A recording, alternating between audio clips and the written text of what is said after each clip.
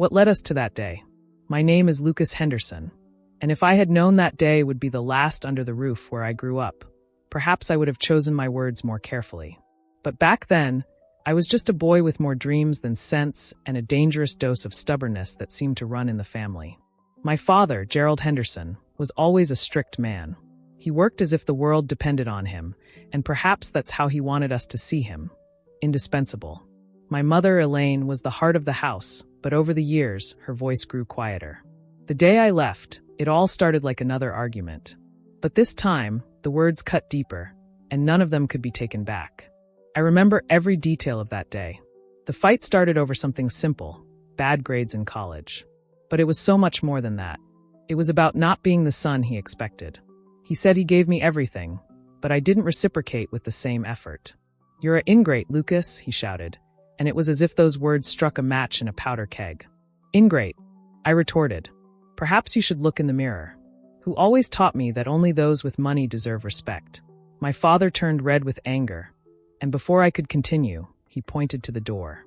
"If you're not willing to listen, there's no more room for you here." It was an ultimatum, and I made the worst possible decision. I challenged him, grabbed a backpack with some clothes, and walked out the door without looking back. Outside, the cold wind cut my face. Through the window, I saw my mother standing in the living room, her eyes filled with tears. She didn't say a word to stop me. Maybe she thought I would come back, as I always did after a fit of anger. But this time was different. Little did I know that this would be the beginning of a journey that would change all of us forever. The following days were a mix of fear and relief. Fear of the future, of having nowhere to go, and relief for not having to face my father's disapproving gaze. I slept on friends' couches, worked temporary jobs, and life gave me a bitter taste of reality. But what hurt the most wasn't the physical exhaustion. It was the emptiness that came at night, when everything fell silent. As I struggled to find my way, I asked myself, do they miss me? Does my mother at least think of me? These questions echoed in my mind, but pride prevented me from returning and finding the answers. Months turned into years, and the distance between us seemed like an abyss. I heard about them occasionally from mutual acquaintances. I knew my father remained the same, proud and inflexible, but things weren't going so well financially. My mother. Oh, my mother. I imagined her face aging without being able to see it, and that broke my heart. Still, I told myself, they made their choice and I made mine. But the truth is that the pain of rejection never completely disappears. You learn to live with it, to bury it under layers of work, goals, and success. But no matter how deep you bury it, it always finds a way to return. And that's exactly what happened on the day I received the unexpected call. That night, when I hung up the phone, I sat there for a long time, staring into the void. Something had happened to them, and suddenly, the past I had left behind didn't seem so distant anymore. Was it too late to go back? Would they accept my help? Or was I destined to be just a stranger to my own family? I didn't know that this would be the first step toward forgiveness and redemption for all of us. When I left that house, I had no idea how I would survive on my own. The truth is, at first, I didn't survive. I just existed. I drifted from one couch to another, dependent on the kindness of friends who, though supportive, had their own lives to take care of. The money I had ran out quickly. I worked at everything: delivery driver, construction helper, waiter. It wasn't the life I imagined for myself, but it was all I could do. The nights were the worst. Lying on a cramped sofa or on a park bench, I'd wonder, are they thinking of me? Does my mother miss me, or have they moved on? These questions haunted me like ghosts, but I never allowed sadness to paralyze me. Over time, the anger I felt towards my father began to transform. At first, it was hatred. I blamed him for everything, for kicking me out, for not understanding my dreams, for being unable to love unconditionally. But as days turned into months, I realized that hatred was too heavy a burden to carry. I remember a specific day, perhaps 6 months after leaving home. I was working in a small restaurant, washing dishes during the night shift. My boss, a tough woman named Sylvia, called me into her office. "Lucas, you're good at what you do, but you can't keep going like this. You'll end up burning your chances if you don't dedicate yourself to something bigger." Those words stayed with me. Something bigger. But what was this something bigger? That night, I sat on the floor of the cramped room I was renting and made a promise to myself. I would change. I would prove that I was more than the lost boy my father always saw in me. That's when I started studying again. I borrowed books, attended free classes, all while holding down 2 jobs. I woke up before sunrise and went to bed long after sunset, but there was a flame within me, something I couldn't explain. Each small accomplishment was a victory. When I got an internship at a local company, I realized that my effort was paying off. Years passed. I climbed slowly but steadily. First as an assistant, then as an analyst, until I reached a position where people finally listened to me. I gained respect. For the first time, I felt that my life was under my control. But despite everything, there was an emptiness that never filled. My success was like a castle built on sand, solid on the outside, but unstable on the inside. Each victory was accompanied by a bitter thought. If my parents saw this, would they be proud of me? There were times when I almost picked up the phone to call my mother. Just imagining her voice, my heart ached. But the fear of hearing something like, "There's no more room for you here," kept me motionless. I told myself it was too late, that she and my father had already moved on. Until one day, fate decided to intervene. I was organizing some papers in my office when I saw something unexpected. An old family photo I had brought with me the day I left. It was small, somewhat faded, but it showed the 3 of us smiling as if the world were perfect. I remember holding that photo for a long time until I finally put it away in the drawer. It was then that I realized that the past never completely disappears. It hides, waiting for the right time to confront us. A few months later, while I was working, my phone rang. It was an unknown number. I thought about ignoring it, but something made me answer. "Lucas." That voice. My mother. It was as if years of silence had vanished in an instant. I felt my heart race, my chest tighten. "Mom, what happened?" She hesitated, and in that instant, I realized something was wrong. "We're in trouble, Lucas. I don't know what to do anymore." She didn't give many details, but a few words were enough for me to understand. My father had lost his job, the bills were piling up, and she seemed desperate. I didn't know what to feel. For years, I had dreamed of this moment, the day they would realize they needed me. But now that it was happening, all I could think was, can I help them without losing myself in the process? I knew that call was a test, a second chance. What I did next could change everything, or destroy what little was left of us. Returning to the town where I grew up was more difficult than I imagined. Memories seemed to cling to every corner, like indelible ink stains. I remember driving down the main street and feeling the weight of every mile. Will they recognize me? Will my father even let me in? These questions swirled in my mind, but there was no turning back. When I finally pulled up in front of the old house, I barely recognized the place. The garden my mother used to care for with such love was neglected, tall weeds swallowing the flowers that once filled the entrance with life. The house's paint was worn, and some windows had small cracks. It seemed like a perfect metaphor for what had happened between us. Something once beautiful, now abandoned. I rang the doorbell, and each second I spent waiting felt like an eternity. When the door opened, my mother was there. Her face bore years of suffering I hadn't witnessed, but her eyes were still the same. She looked at me as if she couldn't believe it was me. "Lucas," she whispered, before pulling me into a hug. I wanted to feel relief, but all I got was a lump in my throat. Being there, in her arms, made me realize how much I missed her. But the moment was short-lived. Soon, she pulled away, looking inside the house as if she expected someone to interrupt. "Your father is in the living room." Those words froze me.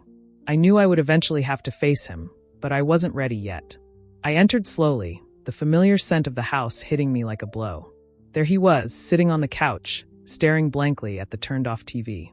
When he looked up, I saw something I hadn't expected: vulnerability. My father seemed smaller, older. He was no longer the imposing man who dominated every room he entered.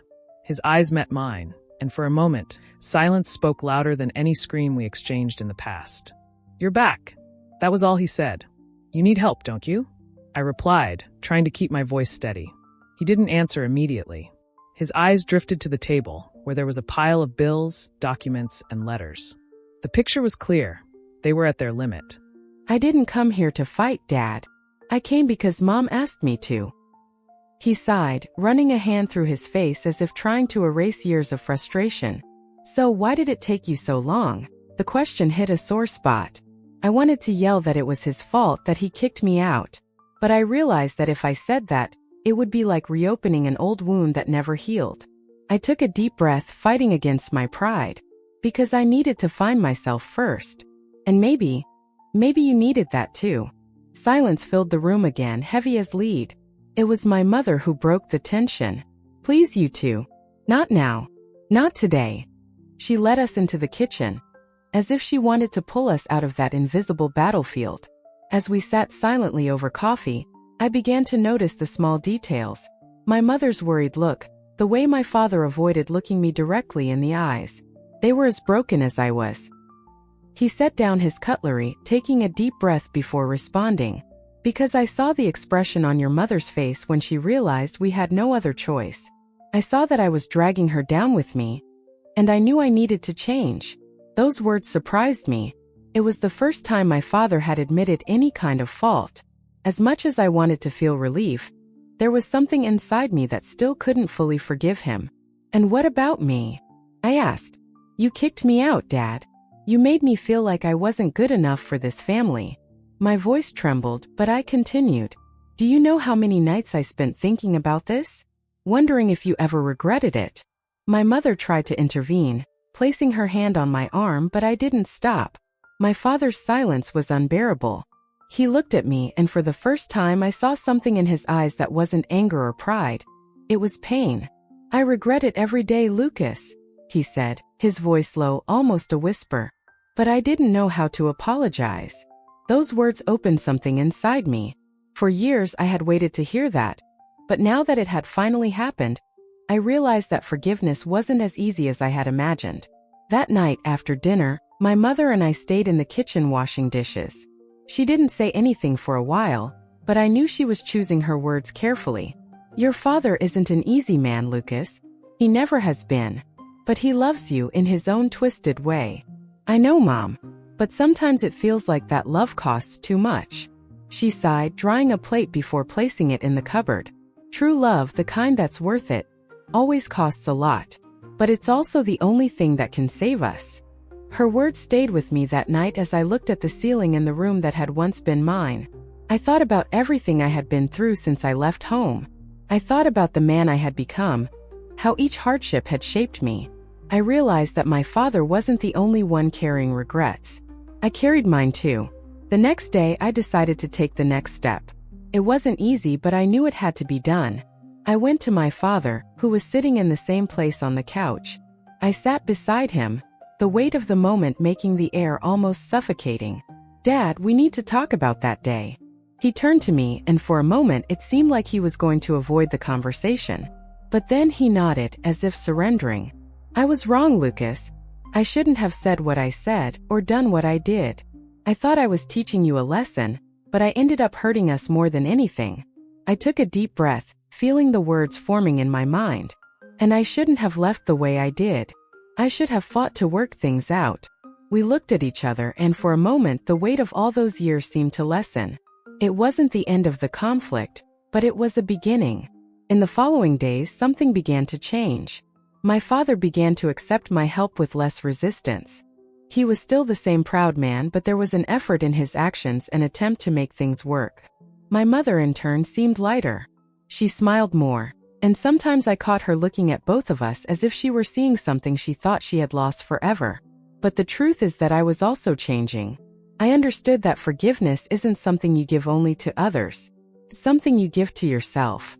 And in that process, I realized that our story still had hope. The weeks that followed were dedicated to organizing the pieces of a life that had been in ruins for so long. My father, though hesitant, allowed me to help him organize the family finances. My mother, with renewed hope in her eyes, found creative ways to help, like selling the pastry she made with perfection. Slowly, we began to breathe more easily.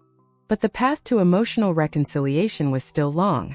The first major test came with the decision to sell my father's old car, a symbol of his best years. He hesitated at first, but eventually agreed. Sometimes, to move forward, we need to let go of some things, he said, his voice firm but tinged with sadness. With the money from the sale, we were able to pay off the most pressing debts. As I helped reorganize their home and life, I realized we weren't just rebuilding finances, but something more valuable: trust between us. Forgiveness began to manifest in small gestures. My father listened to me more, my mother seemed lighter, and I, for the first time in years, felt part of that family again. But as always, there were still deep wounds to be addressed. One night, while reviewing some accounts at the kitchen table, my father approached and sat beside me. He seemed nervous, something rare to see. "Lucas, I need to tell you something," he began, hesitating. "I know I failed you. All these years, I thought I was teaching when, in fact, I was pushing you away." I looked at him, surprised, and heard him continue. "You've done so much for us. More than I deserved. I don't know how to thank you." I took a deep breath, feeling a lump in my throat. As much as I wanted to pour out all the resentment I still held, I realized he was already carrying the weight of his own regrets. "Dad, it's not about deserving. We're a family. And sometimes families break, but that doesn't mean we can't fix it." He nodded, and in that moment, I realized we had crossed an invisible line. It wasn't an end, but a beginning. The following days brought even more significant changes. I started teaching my parents to organize their budget and plan finances. My father, though proud, followed my guidance seriously. My mother, in turn, found satisfaction in her small pastry business, something that brought new energy to our home. There was a significant moment at a local community market where we were helping my mother set up her stall. An old neighbor stopped to greet my father. "Henderson, I heard your son came back and is helping you. It's good to see that." My father, who usually avoided this kind of conversation, looked at me before replying. "He didn't just help. He saved us." Those words stayed with me. It was the recognition I never knew I needed to hear, but that finally filled a void I carried for years. As our financial problems stabilized, we realized that the real challenges were in our hearts. Rebuilding a family isn't something that happens overnight. It requires patience, effort, and above all, forgiveness. And forgiveness, as I learned, isn't just something you offer others, but something you need to allow yourself. If you've made it this far, perhaps this story has touched something inside you. Perhaps you too are facing family challenges, past hurts, or resentments that seem insurmountable. But believe me, there's a way forward. This is exactly what motivated me to create a special guide. Dealing with Family Secrets and Resentments, a guide to overcoming conflict. In this ebook, I share practical tools and reflections that help me deal with the most difficult conflicts in my life. If you're looking for ways to restore relationships and find peace amidst the chaos, this guide is for you. Click the link below to acquire the ebook and take the first step toward overcoming the emotional barriers that are preventing you from living fully. Access the guide now, because ultimately what truly matters is the strength of love and forgiveness that unites us.